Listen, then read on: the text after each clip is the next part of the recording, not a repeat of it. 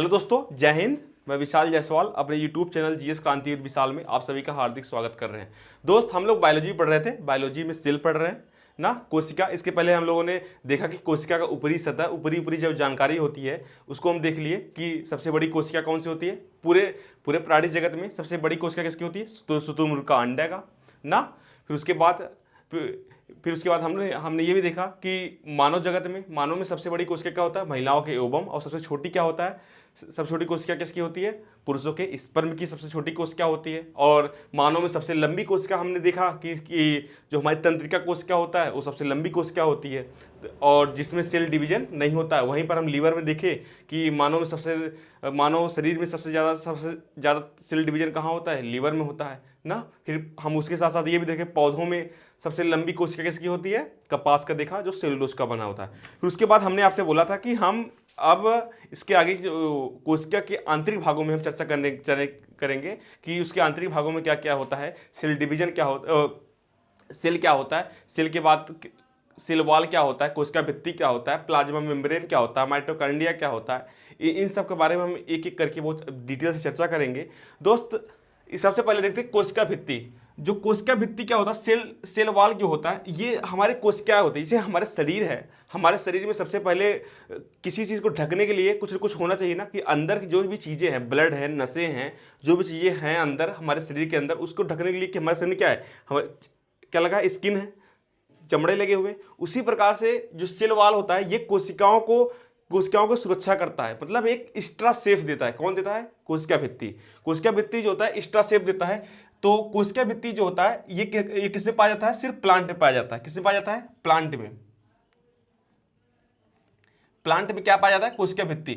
सिर्फ प्लांट में। क्वेश्चन आएगा कि कोशिका भित्ति किसमें पाया जाता है? प्लांट में पाया जाता है। आखिर प्लांट में क्यों पाया जाता है? दोस्त, सबसे बड़ी कोशिका किसकी होती है? जो कोशिकाओं में, अगर मानव और पौधों में बात की जाए तो सबसे बड़ी कोशिका किसकी होती है? पौधों की होती है। लेकिन पौधों को सुरक्षात्मक रूप से उनको कवर नहीं किया जा सकता, जिस प्रकार से हमारे शरीर को चमड़ा जो है सुरक्षा करता है। लेकिन पौधों में आप जाते रहेंगे, कोई ऐसे थूक देगा उस पर, कोई ऐसे कुछ काट देगा, कुछ कर देगा, तो उनकी जो कोशिकाएं हैं सुरक्षित नहीं रहती। इसलिए भगवान जो है ना, भगवान पता नहीं किस यूनिवर्सिटी में पढ़े हैं, इतने दिमागदार थे कि हर जंतु, हर कोई भी चीज़ दुनिया में बनाए हैं, उसके लिए एक बेहतरीन तरीके से सोच के बनाए हैं कि उसकी सुरक्षा कैसे की जाएगी, कैसे उसको पृथ्वी पर जीवित रखा जाएगा, कैसे उसको पृथ्वी के अनुकूल बनाया जाएगा। तो इसके लिए उन्होंने प्लांट में कोशिका भित्ति नामक एक चीज ऊपर से कोशिका भित्ति परत लगा दिया, जो कोशिकाओं का सुरक्षा करता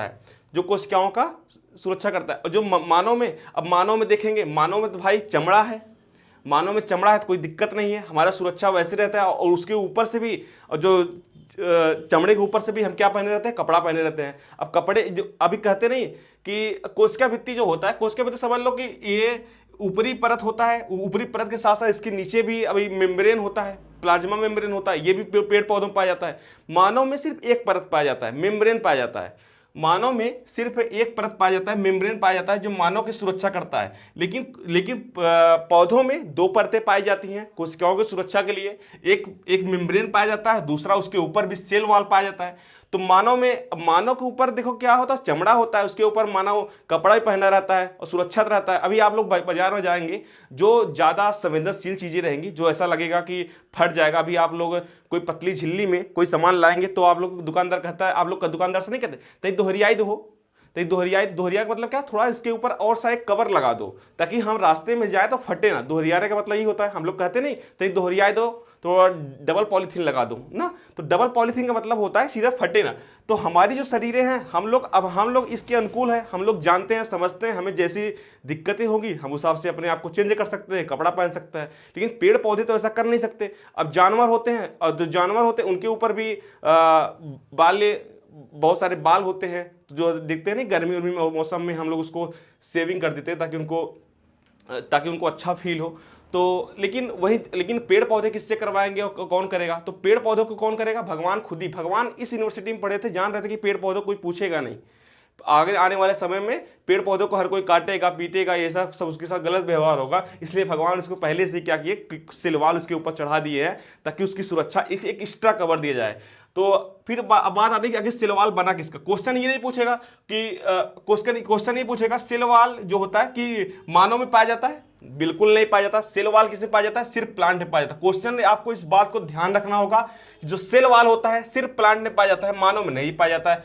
फिर क्वेश्चन नंबर 2 ये पूछेगा सेल वॉल किसका बना होता है। सेल वॉल किसका बना होता है, सेलुलोज का बना होता है। सेलुलोज का क्या बना होता है, सेल वॉल किसका बना होता है, सेलुलोज का। अब सेलुलोज जो होता है, अब सेलुलोज आपको हम बता चुके हैं कि कपास, जो कपास क्या है, सेलुलोज है। अब कपास को जब हम अच्छे से व्यवस्थित रूप से उसमें धागे निकाल के कपड़ा सिल लेते हैं या फिर शर्ट बना लेते हैं, पैंट बना लेते हैं, तान सिलने चलते हैं बढ़िया सा, तो वो भी सेलुलोज का। लेकिन भगवान क्या है कि उसको जो कोशिका भित्ति था उसको प्राकृतिक रूप से ढाल दिए, और हम लोग क्या उसी सेलुलोज का कपड़ा बनाकर अपने आप शरीर को कवर कर रहे हैं, एक एक्स्ट्रा कवर दे रहे हैं ना। अगर वैसे भी चलेंगे तो हम लोग भी अंदर से कुछ प्रॉब्लम होगा, लेकिन हम लोग कपड़ा ढके रहते हैं।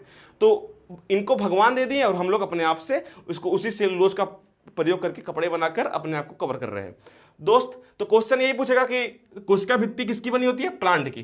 कोशिका भित्ति किसमें होता है, सिर्फ प्लांट में। किसमें होता है, सिर्फ प्लांट में। और किसकी बनी होती है, सेलुलोज का बना होता है। किसकी बनी होती है, सेलुलोज का। फिर दूसरे नंबर पर आता है मेम्ब्रेन। जब भी मेम्ब्रेन की बात हो आप समझिएगा कि ये पतली झिल्ली की बात कर रहा है।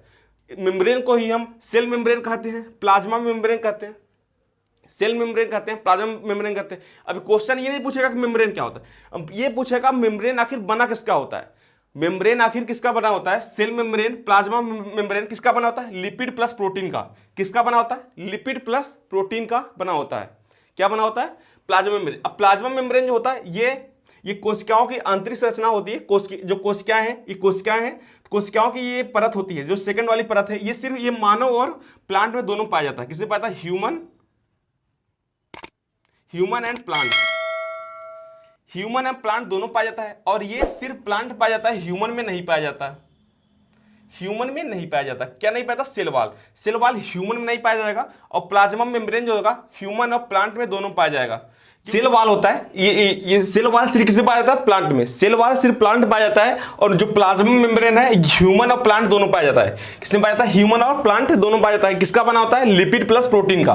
क्वेश्चन हमसे पूछेगा कि जो प्लाज्मा मेम्ब्रेन है किसकी बनी होती है, प्लाज्मा मेम्ब्रेन किसकी बनी होती है, लिपिड प्लस प्रोटीन की बनी होती है, मतलब वसा और प्रोटीन की बनी होती है। एक बात और ध्यान दीजिएगा दोस्त, जो ये प्लाज्मा मेम्ब्रेन होती है, प्लाज्मा मेम्ब्रेन को हम सिलेक्टिव प्रीएम्बल मतलब कि चयनात्मक पारगम कहते हैं। चयनात्मक पारगम का मतलब क्या होता है दोस्त, चयनात्मक पारगम का मतलब सीधा सा होता है कि यह चयन करके लेता है जो हमारे शरीर के लिए अनुकूल है, अच्छी चीजें हैं, वह हमारे शरीर को ग्रहण करने के लिए अंदर जाने देगा और बाकी चीजों को रोक देगा। मतलब ये भी ये जो है प्लाज्मा मेम्ब्रेन है, ये भी हमारे शरीर को एक सुरक्षा देता है, और जो सेल वॉल है ये पेड़ पौधों को सुरक्षा देता है। तो अब ये देखेंगे, और जो सेल वॉल जो होता है, सेल वॉल को हम पूर्ण पारगम में कहते हैं, मतलब कि यह किसी को आने जाने नहीं देगा। यह पूर्णतः जो पौधे की कोशिकाएं हो उनको सुरक्षा देता है। लेकिन ये जो होता है सेमी प्रीएमेबल या फिर सिलेक्टिव प्रीएमेबल, मतलब कि चयनात्मक पारगम में कहते हैं या फिर अर्ध पारगम में कहते हैं। समझ रहे हैं दोस्त, ये होता है सेल वॉल और प्लाज्मा मेम्ब्रेन। अगर आप इसको लिखना चाहें तो आप हेडिंग डालिए, लिखिए कोशिका के बारे में, लिखिए कोशिका को हम संरचनात्मक व क्रियात्मक इकाई कहते हैं। संरचनात्मक और क्रियात्मक इकाई कहते हैं। आपको बता चुके हैं कि इकाई यानी कि यूनिट और ऑर्गन में क्या अंतर होता है। यूनिट जो होता है वह बहुत सारे कार्यों करता है, जैसे आपको बताया था डीसी डिस्ट्रिक्ट कलेक्टर कई सारे विभागों का मालिक होता है पूरे जिले में। और वहीं पर जो ऑर्गन होता है किसी एक कार्य में उसकी विशेषज्ञता होती है, जैसे जिले का आईपीएस होता है, वो प्रशासनिक विभाग में पुलिस विभाग में का मालिक होता है, पुलिस विभाग का प्रमुख होता है। समझ रहे हो ना आप। तो उसी प्रकार से आपको बताया था कि ये एक यूनिट है। तो पहला पॉइंट लिखिए, कोशिका एक संरचनात्मक व क्रियात्मक इकाई है। संरचनात्मक व क्रियात्मक इकाई है। जीवों के द्वारा किए गए सारे कार्य, जीवों के द्वारा किए गए सभी कार्य वस्तुतः कोशिका के द्वारा किए जाते हैं। अब हेडिंग डालिए, कोशिका भित्ति। सेल वॉल क्या होता है, यह सेल वॉल यह पादपों का प्रमुख लक्षण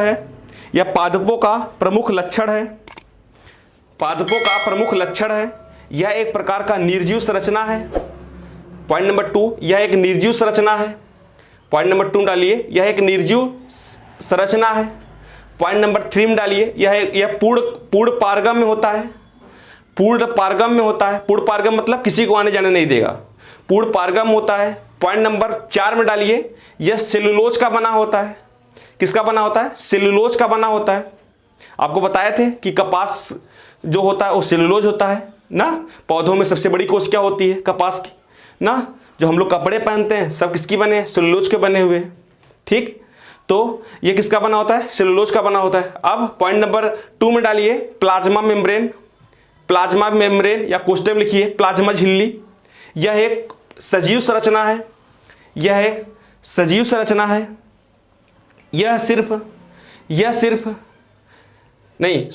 यह पौधों व मानव दोनों में पाया जाता है। यह पौधों व मानव दोनों में पाया जाता है। यह पौधों व मानव दोनों में पाया जाता है। यह पौधों व मानव दोनों में पाया जाता है। इसे हम चयनात्मक पारगम्य में भी कहते हैं। इसे हम चयनात्मक पारगम्य में भी कहते हैं, मतलब कि सिर्फ शरीर के लिए अनुकूल चीज़ों को ही अंदर जाने देगा ना, चयनात्मक पारगम्य में कहते हैं। पॉइंट नंबर 4 में लिखिए, यह लिपिड प्लस प्रोटीन यानी कि वसा व प्रोटीन का बना होता है। यह वसा व प्रोटीन का बना होता है, समझ रहे ना, वसा व प्रोटीन का बना होता है। कोशिका भित्ति में एक चीज़ ये भी लिख लीजिए जो आपको बता चुके हैं कि कोशिका भित्ति कार्य क्या है। यह पौधों को एक्स्ट्रा सेफ्टी देता है। पौधों को एक्स्ट्रा सेफ्टी देता है, सुरक्षा देता है। किसको देता है? पौधों को। समझ रहे ना। ये था दोस्तों। अब इस नेक्स्ट वाले वीडियो हम देखेंगे माइटोकॉन्ड्रिया के बारे में। ठीक, तो हम लोग सेल वॉल और प्लाज्मा मेम्ब्रेन पढ़ लिए। आपसे रिक्वेस्ट एक ही है दोस्त, अपने घर में रहिए, सुरक्षित रहिए, क्योंकि जिस प्रकार से कोरोना का महामारी बढ़ रहा है, आप लोग घर में रह के, क्योंकि इस समय समझ लो, अगर मुझसे पूछे देशभक्ति का पर्याय क्या है, दोस्त मैं कहूँगा देशभक्ति का पर्याय इस समय खुद को, स्वयं को और अपने परिवार को सुरक्षित रखना ही देशभक्ति का पर्याय है। इस समय वही देशभक्त है कि जो अपने को और स्वयं को और अपने परिवार को सुरक्षित रखता है। क्योंकि अगर हर व्यक्ति अपने स्वयं को और अपने परिवार को सुरक्षित रख दे तो किसी सरकार की, किसी प्रशासनिक व्यवस्था को ये हमें बताने की जरूरत नहीं पड़ेगी कि आप लोग क्या करें, क्या कोई गाइडलाइन जारी करने की जरूरत नहीं पड़ेगी। तो सबसे असल बात में, सबसे असल चीज में अगर कोई आज देशभक्ति है तो यही है, यही हमारे देश को बचा सकता है। जिस परिस्थिति से आज हमारा देश गुजर रहा है, हम लोगों को देशभक्ति के लिए ये काम करना चाहिए, स्वयं को घर में रखना चाहिए और अपने कार्य को ऐसा करना, अगर जरूरी कार्य है ऐसा करना चाहिए जिससे किसी को आपसे कोई दिक्कत न हो, परेशानी न हो और अपने आप को सुरक्षित रखे। जय हिंद, जय भारत।